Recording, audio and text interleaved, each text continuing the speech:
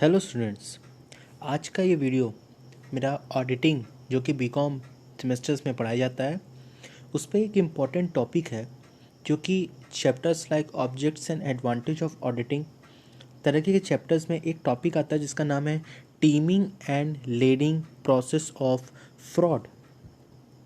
I repeat, teaming and lading process of fraud. Friends, these kind of topics are very small kind of topics which consume high marks, or we can say which consumes more marks as far as the examinations are concerned. So the chapter name is Objects and Advantage of Auditing. In this topic, teaming and lading process of fraud plays a very important role as far as the chapter's long answer questions are going to be concerned. So in this video, I'm going to tell you about this topic, teaming and lading process of fraud, in a very vast way, in a very descriptive manner. So the teaming and lading is a method. It's a kind of a method. Okay. So the teaming and lading is a method by which misappropriations of cash already committed is concealed for the some time. Okay. Means this method comprises the related to the misappropriations of cash which has been made. So what does the misappropriations of cash which is been made already committed, or we can say that is already made is concealed for some time. ठीक है, वो conceal क्यों हुआ है कुछ समय के लिए. The misappropriations of cash involving omissions of entry is concealed by a false entry related to the later transactions. यहाँ पे इसका मतलब हुआ जो मिस अप्रोप्रिएशंस ऑफ कैश है वो कोई ना कोई ओमिशंस ऑफ एंट्री से संबंधित है या कोई फॉल्स एंट्री से संबंधित है. कोई फॉल्स एंट्री जो कि पहले ट्रांजेक्शन्स जो कि हो चुके थे वो फिर से कर दिए गए हैं उससे रिलेटेड. तो इन सब चीज़ों से रिलेटेड अगर कोई मिस अप्रोप्रिएशंस ऑफ कैश है वो which in turns concealed by a further false entry, जो कि जो पुराने एंट्री की गई थी उसको कंपनसेट करने के लिए एक और एंट्री कर दी गई जिससे कि हमारा अकाउंट बैलेंस होगा और मुझे एरर का पता नहीं चला.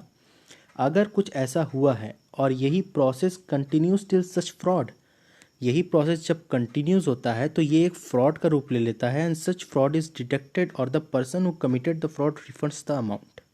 और जो ये फ्रॉड किया रहता है, जो ये फ्रॉड का रूप ले लेता है, तो जो ये फ्रॉड किया रहता है वो उस अमाउंट को रिफंड करता है. So I again repeat this paragraph that the teeming and lading is a method by which misappropriations of cash already committed is concealed for the some time, and the misappropriations of cash involving the omissions of entry is concealed by a false entry relating to a later transaction, which in turn concealed by a further false entry, and the process continues till such fraud is detected or the person who committed the fraud refunds the amount. What does the next comes? Next comes to understand the teeming and leading. Teeming और leading के process को समझने के लिए consider that the cash receive from the debtor is not recorded in the cash book and is misappropriated. मतलब अगर हमको इस मिस टीमिंग एंड लीडिंग प्रोसेस को समझना है तो हमको ये कंसीडर ये समझना पड़ेगा कि क्या जो कैश हमको डेटर से रिसीव हुआ है क्या वो कैश बुक में नहीं लिखा गया है, और यदि लिखा गया है तो क्या गलत अमाउंट जोड़ के लिखा गया है. Letter when cash is receive, जब कैश हमको मिला with another debtor, his account is not credited but the account of the first debtor is credited.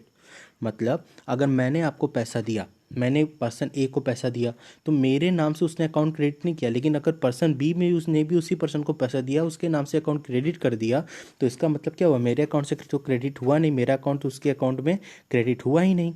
Again when the cash is received from the third debtor, फिर जब वो तीसरे debtor से पैसा मिला तो his account is not credited but that of the second debtor is credited. जब उसका भी नहीं क्रेडिट किया लेकिन जो उसके बाद जो पैसा दिया उसका उसने क्रेडिट कर दिया. So these kind of things which should be taken care of as far as the teaming and leading process of fraud is being concerned, because the consider that the cash received from the debtor is not recorded in the cash book and is misappropriated.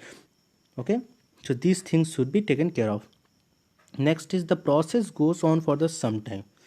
ये process जो रहता है वो चलता रहता है till the person is in the positions to pay back the amount misappropriated. ये process जब तक वो पर्सन उस पोजीशंस में नहीं आ जाता, उस अमाउंट को वापस करने की पोजीशंस में नहीं आ जाता कि क्या जो अमाउंट मिस अप्रोप्रिएट हुआ था उसके पोजीशन पेमेंट पे बैक करने की पोजीशंस में नहीं आ जाता और उस अकाउंट को करेक्ट करने की पोजीशंस में नहीं आ जाता या तो फ्रॉड डिस्कवर नहीं हो पाता, तब तक ये प्रोसेस चलता रहता है. ये टीमिंग और लीडिंग का प्रोसेस चलता रहता है. Under such a practice none of the involve debtor account is kept outstanding for a long time.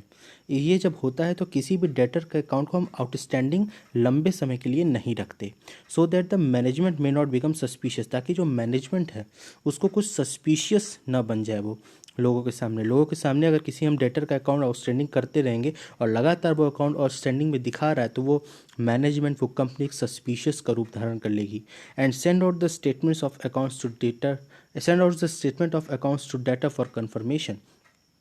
हम उसको सस्पिशियस ना बन जाए, इसलिए हम उसको स्टेटमेंट, उस पर्टिकुलर डेटर को स्टेटमेंट ऑफ अकाउंट उसका भेज देते हैं कंफर्म करने के लिए, क्या ये जो आपने किया है, ये प्रैक्टिस जो आपके इन्वॉल्व आपके अकाउंट्स में हुई है, क्या ये सही है, क्या ये फ्रॉड नहीं है।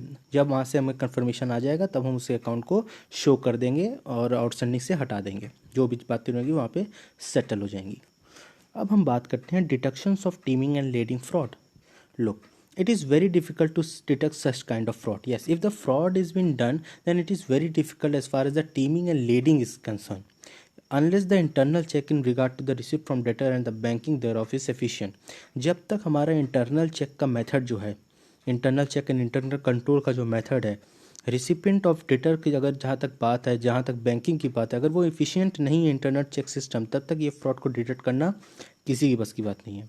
In order to detect such frauds the auditor should adopt the following procedure. अगर ऑडिटर को इन सब बातों का डिडक्शन करना है, टीमिंग एंड लीडिंग प्रोसेस का डिडक्शन करना है कि ये हुआ है कि नहीं, तो उसे कुछ प्रोसीजर्स फॉलो करने पड़ेंगे। वो प्रोसीजर्स क्या है, आइए जानते हैं।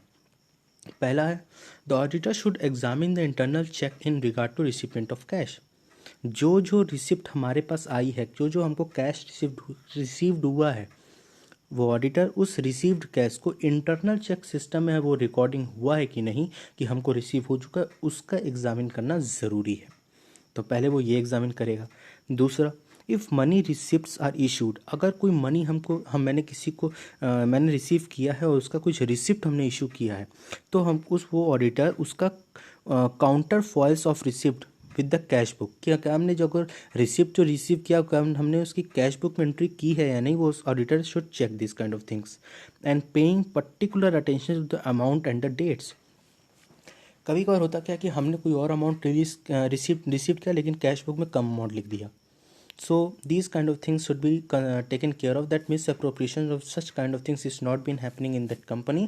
So auditor should consider these kind of things as far as the amounts of the particular check system or a particular receipt is been concerned, and the auditor should consider, as far as the amount is going to be checked by him, the date should also be checked by him, because the amount is been received suppose on 2nd of August, and you are writing that the amount is going to be received on 6th of August, then what is the amount of interest, because interest is not been paid because you have recorded the wrong entry, as it is received on 2nd of August and you are recording the entry in 6th of August. So the auditor will consider that why should the company has not charged the interest of these 4 days. The company has not charged the interest of these 4 days because the amount was actually received on 2nd of August, because the misappropriations of entry is being done, the recording is going to be made on 6th of August. So these kind of misappropriations of receipt from the cash book and the particular attention to the amount and the dates are being taken care of or not. So this should be checked by the auditor. Next is, he should check the counter files of the pay-in slips with the entries in the cash book.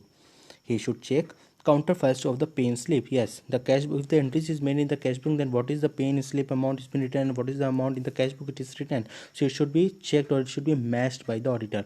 And the bank passbook, paying particular attention to the dates. Yes, as far as the cash book is being checked, the passbook is also going to be taken care of as far as the auditor auditing is being concerned. Next is, see the original pay in slip bank with the bank. Auditor जो रहेगा वो original pay in slip है कि नहीं bank company के पास, जो bank से हमें मिली है, each cheque send to the bank, वो चेक करेगा कि है कि नहीं हमारे पास, and compare them with the entries in cash book. उस रिसिप्ट को चेक करेगा और उससे कंपेयर करेगा कैश बुक में क्या हमने रिकॉर्ड किया है कि नहीं, and in the cash book to find out if the splitting has been done और नॉट। स्प्लिटिंग मतलब कि अलग अलग लिखा है कि नहीं, अलग अलग लिखना बहुत ज़रूरी है, क्योंकि कैश बुक में तरह तरह के अमाउंट्स आते हैं। मैंने आपको एक वीडियो उसमें बनाया हुआ है जिसमें मैंने सेग्रीगेशंस किए हैं कि किस किस तरह के एरर्स आते हैं, किस किस तरह के फ्रॉड्स आ सकते हैं, मिसअप्रोप्रिएशंस ऑफ कैश हो सकते हैं। तो वो वीडियो आप जरूर देखिएगा, ये लाइन आपको, ये स्टेटमेंट आपको क्लियर हो जाएगा। नेक्स्ट है, he should carefully examine the debtor balance in the ledger.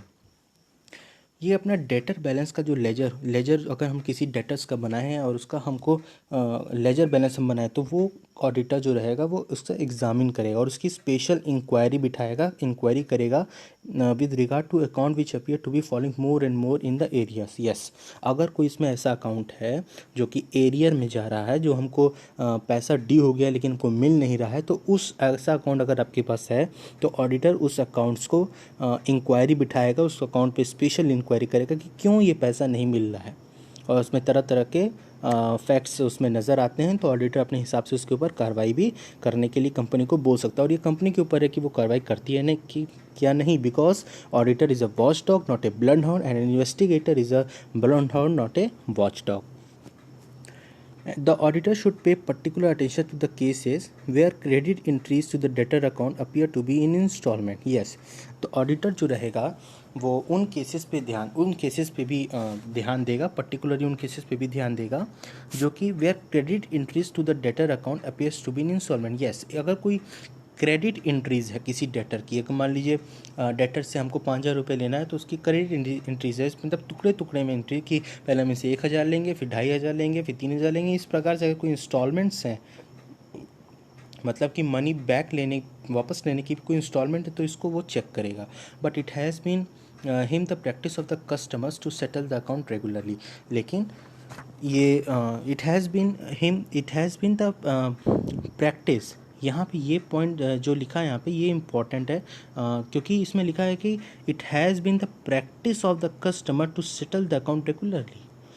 ये कस्टमर की जो डेटर है हमारा, वो भी कोई कस्टमर ही है, तो उसकी जो अकाउंट्स है उसको हमको रेगुलर वे में सेटल करना ज़रूरी है, क्योंकि ये प्रैक्टिस बन जाती है कस्टमर्स की कि इस प्रकार के चीज़ों को कंपनी के बुक्स ऑफ अकाउंट में नोट करवाना या इस प्रकार का बिहेवियर रखना। तो इस तरह की चीज़ों को auditor should particularly pay attention to the cases where credit entries to the debtor account appear to be in installment but it has been the practice of the customers to settle their account regularly. अगर कुछ ऐसा instalment में payment हो रहा है तो auditor को ये देखना पड़ेगा कि अगर ये आप इंस्टॉलमेंट पेमेंट ले रहे हो तो उसका उसी प्रकार से अकाउंट सेटल कर रहे हो कि नहीं। कहीं ऐसा तो नहीं कि हमने 2,000 3,000 इंस्टॉलमेंट ले रहे हो, डायरेक्ट उसका 10,000 जो लेना डायरेक्ट 10,000 उसको क्रेडिट कर दिया। ऐसे नहीं, जब मिला तब क्रेडिट करें, ये सही है इसमें, यही इस पॉइंट का मतलब है। फिर see that the cashier does not have access to the customers ledger. उसको ये भी देखना पड़ेगा कि कहीं कैशियर तो कस्टमर्स के लेजर का एक्सेस नहीं कर रहा है, क्योंकि ये गलत बात है कि कैशियर्स अगर कस्टमर का लेजर को एक्सेस कर रहा है तो ये गलत बात है। तो auditor should see that the cashier does not have access to the customer ledger. Next is see whether the transactions have been issued to all the customers. See whether the instructions have been issued to all the customers that all the payments are to be made only by account, pay checks and draft। हमारे company में कभी भी कोई अगर payment होता है तो उसके चेक से अगर कोई पेमेंट हो रहा है, चेक से पेमेंट होना ज़रूरी है, और चेक से अगर पेमेंट हो रहा है तो वहाँ पे अकाउंट पेई उस चेक के कॉर्नर पे लिखना ज़रूरी है। फ्रेंड्स, ये अकाउंट पेई का मतलब क्या होता है ये समझाता हूँ मैं। अगर कोई चेक में हमको कुछ पैसा मिलना है 5,000 रुपये 10,000 रुपये, तो अगर हम अकाउंट पेई लिख देते हैं तो डायरेक्ट हमारे जिस पर्सन को पेमेंट करना है उसके अकाउंट में डायरेक्ट जाता है, उसके हाथ में नहीं जाता, उसके अकाउंट में डायरेक्ट, जिस अकाउंट से लेना है उस अकाउंट से डायरेक्ट उसके अकाउंट में क्रेडिट हो जाता है। तो हमें यही देखना पड़ता है कि जो भी चेक इशू हुए हैं, whether the instructions have been issue to all the customer, कहीं इंस्ट्रक्शंस इशू हुए हैं कंपनी के द्वारा सारे कस्टमर्स को कि कोई भी पेमेंट अगर आप करेंगे तो वो अकाउंट पेई चेक से ही करेंगे, या तो अगर अकाउंट पेई चेक से नहीं कर रहे हैं so they should use the method of drafts payment. Okay, no cash payment is allowed. Next is he should scrutinise the customers ledger. वो जो कस्टमर्स का लेजर जो कंपनी ने बनाया उसको बराबर से चेक करेगा। Paying particular attention to the reasons for the part payment and short payment. वो ये भी चेक करेगा अगर कोई कस्टमर ऐसा है जो कि आधा पेमेंट कर रहा है, छोटा छोटा पेमेंट कर रहा है, धीरे धीरे पेमेंट कर रहा है, तो उसका कोई रीज़न है कि नहीं, क्या वो ऐसे ही मतलब आधा पेमेंट कर रहा है, कम पेमेंट कर रहा है, कोई उसका रीज़न भी तो होना चाहिए। ये क्या उसने कंपनी को पहले से कोई रीज़न दिया है कि हम इतना ही पेमेंट करेंगे, इतना का मेरा इंस्टॉलमेंट रखो, हम पहले आधा देंगे फिर हम इतना आधा पैसा देंगे, तो ऐसा कोई वो कंपनी से डीलिंग कर रखा है कि नहीं। अगर नहीं और ऐसी कर रहा है तो इसको रोकना ज़रूरी है, because the small payments and short payments and part payments are not be allowed in the company because it creates an hassle and burden as far as the accounts books are being concerned of. Next is the dates of the receipts and the dates of their entries in the cash book should also be verified. जिस दिन की receipt issue हुई है उसी दिन की entry उससे related हमारे कैश बुक में भी होनी चाहिए, because it should be verified, they should be the same.